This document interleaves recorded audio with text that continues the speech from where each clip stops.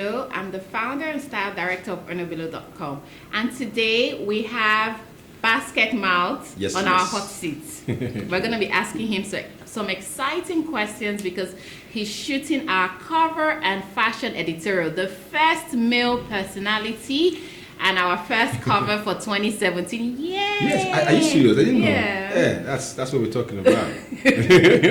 So, Basketmouth, can you say something nice to my readers and followers?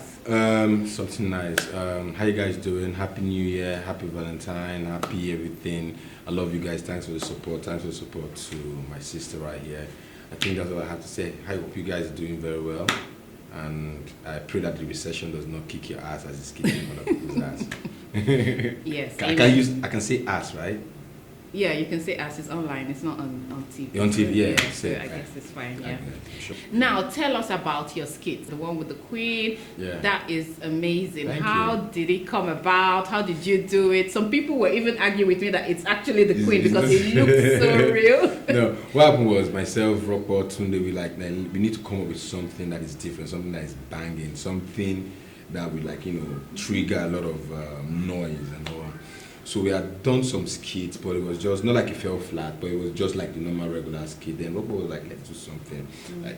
So we came up with the idea with the Queen. So it took us a while to find the Queen. So it was like the Queen look-alike, more like. Okay. Then Tunde, I'll give Tunde a lot of props right now. Tunde Phoenix, great job. So he was the one that looked for the Queen look-alike. He was the one that got the place, the venue. It's actually a cathedral. It's not any palace or anything. Okay. So he got all the extras and everything.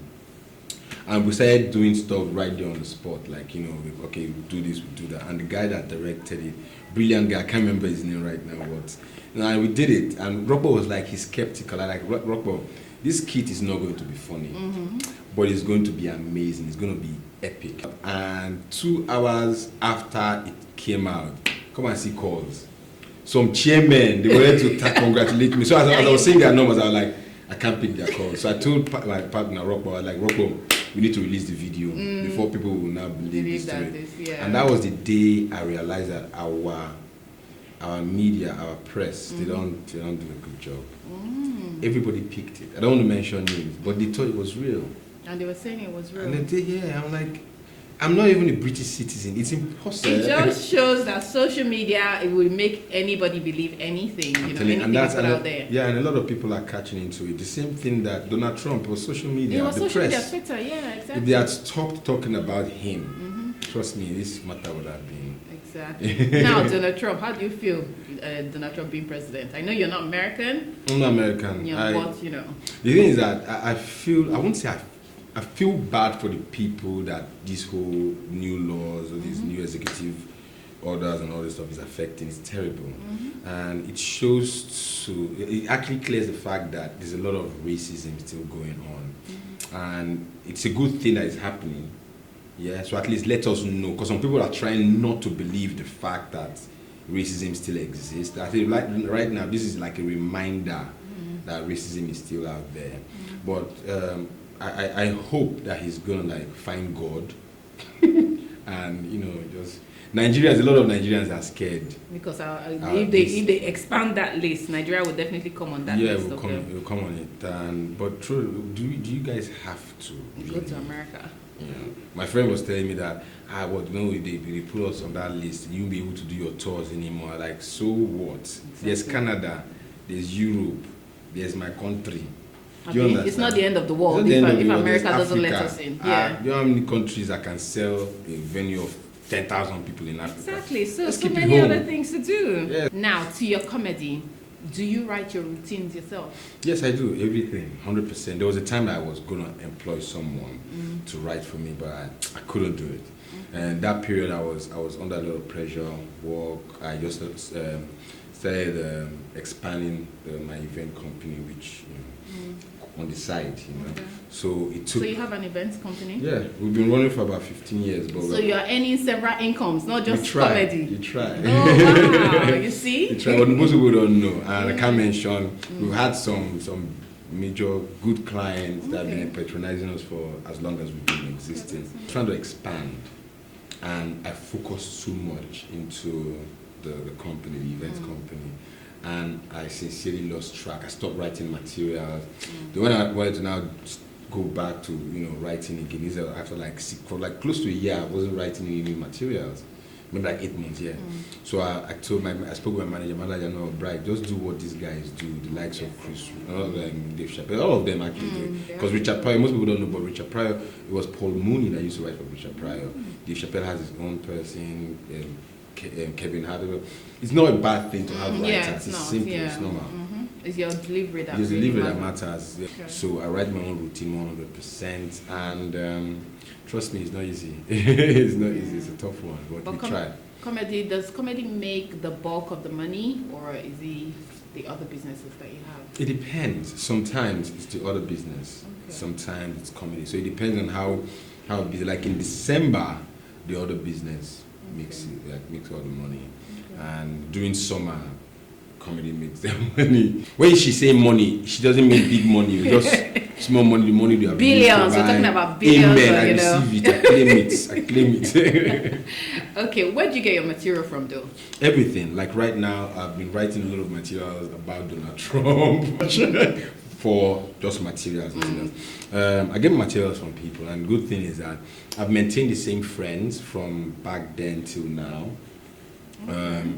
There are some of them actually here too. I've known them for say about 25 years or 23, 18. None of my friends is 5 years old. Like my main. Really? Yeah, no. So all your new friends are like acquaintances. Yes, and guys. So I'm an acquaintance. That's what you're No, saying. I've known you long. I've known you for about 8 years now. I've known you for a very long time now. Yeah. Exactly. So we still go to the same places we used to hang out, all the stuff. So I still feed from that same environment. So the materials is still crude, it's still real, and I try as much as possible to expose myself, because when I'm hanging with them, I feed from their experience, because most of them, they live in Surulere, Yaba, like on the mainland. So when I go back there to hang out, chill, I just let them tell me stuff, their experience, what happened. So I just listen, and whatever I can bite from, I bite from it. Sometimes I tell a joke that is their own experience, and they don't even know, because I take it and I flesh it, turn it around, and boom. So back to comedy now. If you're on stage and doing your thing, and people don't laugh, what do you do? God for me. Has it ever happened to you? Yeah, it has happened several times. It happened. There's no comedian that would say that, oh, you've dropped one material and I didn't know. It's sometimes, because when you're doing comedy, you have to create the premise. You have to work on your timing. There are sometimes you get distracted, you don't create the premise, you don't create the timing, your punchline is not perfectly put, and you'll miss it. You just go above them. And if your joke is a standalone joke, you're in trouble. That's why for me, what I do is that I link all my materials together.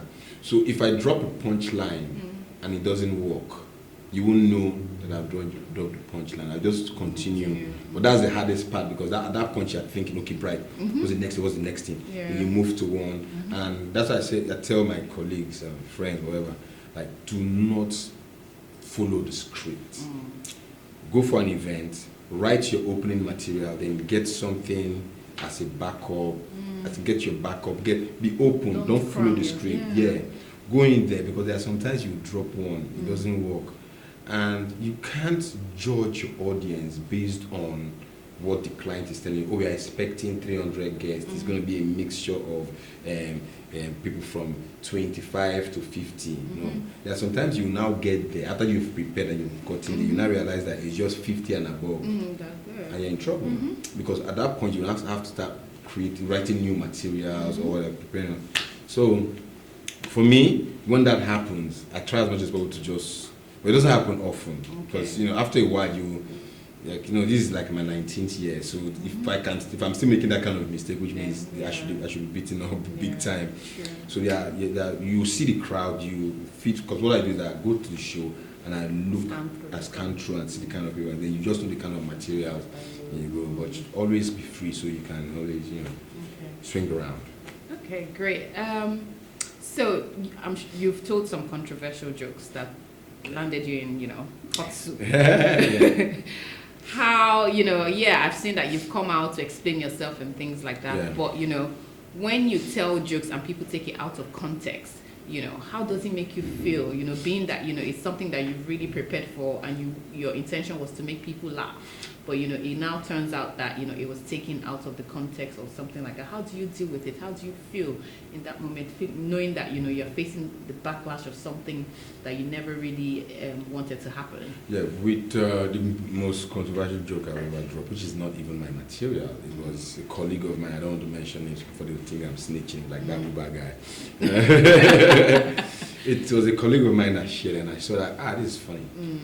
I didn't look at it from the other direction, which was the joke, the rape joke. So I posted it, and everyone was laughing. Then somebody just said something like, one lady just came and said, "Are you supporting rape?" And this. And from that angle, I was like, oh, damn, do you understand? So instantly, because I was in church, I posted it and I went to church. So when the backlash started, I didn't even know. It was after church I came out like this. So it was my manager that was calling me, "Bright, you need to do something about this." Then I apologized. I did not look at it from that angle. So I apologized and that one passed. So a lot of people, that's how you know that. Honestly, I like the fact that thing happened for one reason and one reason only. It actually made me realize how many people actually hated me. Do you understand? Which is something that you must be conscious of. You need to know that, because sometimes you're in that world that, everything is fine. You need to understand that there's a reality to this stuff. So when that thing happened, I realized that, Bright, a lot of people actually hate you. And the truth of the matter is that they don't really hate me because of the fact that, like as me, they just hate the fact that I'm doing what they want to do and can't do it. So they're jealous, envious. Yeah, but they don't know. Yeah, like if you ask them, why do you hate him? I just hate her. There's really no. So when that thing happened, I'm like, damn, this guy, So some people were already tweeting at Global.com to drop me as ambassador and all those stuff, but God has been on my side. You will never know what you say that will be taken out of context, you understand? So when I'm on stage, like sometimes when you post something, it's different from when you say it on stage.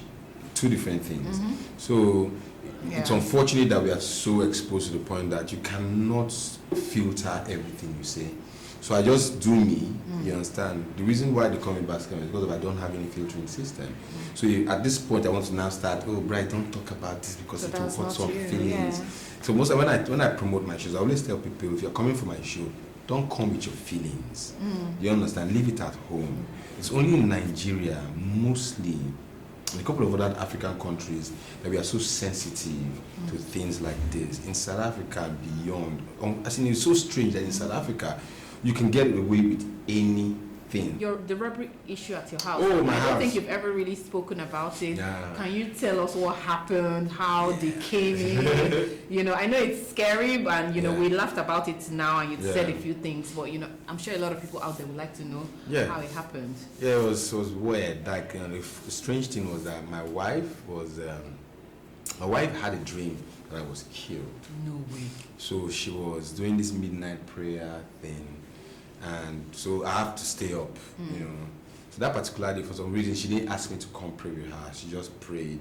Came back, it was past midnight. So we're about to watch a movie. We're in bed. Then it was like past 1. It was close to almost 2 a.m. Then the next thing, the door handle, the door was... What door? The room door. Opened? It didn't open. The door was locked already. So your wife was already in the room? No, but the wife was in the room. We were already in the room. We locked the door already. And the handle moved. So I thought it was my kids, because when they can't sleep, they come to want sleep in our room. So I thought it was the kids. I was like, these kids. So my response, the last thing I heard myself say was, these kids, they can't sleep anymore. So I walked to the door to open the door. As I opened, I saw like 4 guys right there on the walkway. As I saw them, I went to Unibet. First instinct was to run. No, not run, shut the door thing. So as I was shutting the door, one of the guys had brought the gun inside. So I hit his hand to the door. As I was about to grab the gun, I just said, Bright, are you okay? Your kids? Yeah. And I just told the guy, wait, like, calm down, I'm about to open the door. And the guy made it tell me, he said, why would you put your But, it's a good thing that my kids. But, it was a good thing, because the thing is that, like, at that point, what my wife just finished praying about didn't come into me. The guy came in, I just said, I was sorry. The guy lay on the floor. I won't lie to you, it was the most horrifying experience. Not for me. I've been in that situation before. Yeah. But my wife has never been in that kind of situation. And I was thinking about my kids. Thinking about my wife, her sister. God, I hope these guys start grabbing different ideas and catching somewhere. So my wife was the one. She was the one that showed them everything. She's like, carry everything, take whatever. She was just pointing towards my side. That's where he keeps his watches. Just pointing. But me, I didn't care at that point. Well, material things you can get back, life you can't get back. So they took, as in those guys, there's one of them that was like very techie. He made me unlock my laptops, went on iCloud. To wipe everything to collect your laptop, really? 2 laptops. Yeah. The one with the retina and the normal one. Yeah. They came prepared. So, at least that one is gone now. Yeah. At least my life, I still, that dream didn't come to pass. But eventually, just after the robbery, like a couple of weeks later, my mom now died. Yeah, exactly. So maybe, I don't want to go too the dream that your wife was having, because sometimes dreams can't be straightforward. They can't be straightforward. So apparently it was from my mom. Okay. So sorry about that. Everything was just crazy. In 1 year, that 2016 was. It was crazy. A roller coaster, crazy year for you. But if I count my blessings, it's definitely I can't measure up anything with my mom's death. But at the end of the day, 2016 still give birth to a lot of things happening right now. So I'm like, okay, it's okay. I'm just happy that she wasn't the one that buried me. Yeah. And you were able to give her a befitting burial. Tried. I'm sure she's proud. She's proud. I don't know, Bello, thank you so much. Thank you for having us. Thank you very much. Yes. All right, guys, from us right here. See you. Love you guys. Bye.